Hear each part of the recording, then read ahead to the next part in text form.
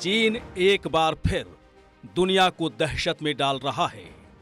चीन से एक बार फिर खतरनाक बीमारी उभार ले रही है। चीन में बढ़ रहे रहस्यमयी निमोनिया के केस दुनिया को डरा रहे हैं। दुनिया अभी कोरोना के कहर से उभरी भी नहीं है कि चीन में एक और रहस्यमयी वायरस के हमले की खबर ने दुनिया भर के लोगों को चिंता में डाल दिया है। चीन में फैले खतरनाक मिस्ट्री वायरस को WHO ने व्हाइट लंग सिंड्रोम नाम दिया है। दरअसल एक्सरे लेने के बाद जो रिपोर्ट आती है उसमें फेफड़े काले दिखाई देते हैं, लेकिन इस वायरस से पीड़ित व्यक्ति की एक्सरे रिपोर्ट में फेफड़े सफेद दिखाई देते हैं, इसलिए इसे ये नाम दिया गया है।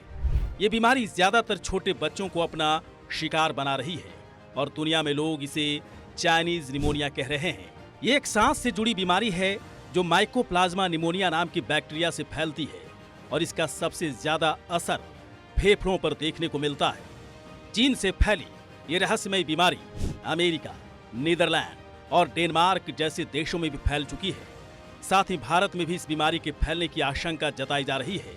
ऐसे में ये समझना जरूरी है कि आखिरकार ये बीमारी कितनी खतरनाक है और इसे बचाव के लिए क्या कर सकते हैं। समझिए.com की इस रिपोर्ट में जानते हैं।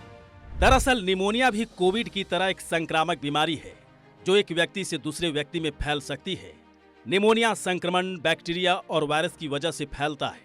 निमोनिया से लंग्स में इन्फेक्शन होता है, इसे सांस लेने में परेशानी होती है और शरीर को सही मात्रा में ऑक्सीजन नहीं मिल पाती है, जिससे मरीज की मौत भी हो सकती है।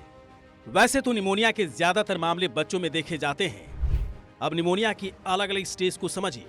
असल में निमोनिया की 4 स्टेज होती हैं। इनमें चौथी स्टेज सबसे खतरनाक होती है। इस स्टेज में फेफड़ों में सूजन आ जाती है और फेफड़े सही तरीके से काम नहीं कर पाते हैं। इस स्टेज में मरीजों की मौत की संभावना ज्यादा होती है। चूंकि निमोनिया एक संक्रामक बीमारी है, लिहाजा इसे सतर्क रहने की जरूरत है।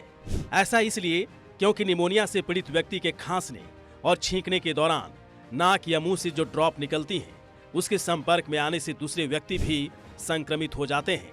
यही वजह है कि निमोनिया एक से दूसरे व्यक्ति में आसानी से फैल सकता है।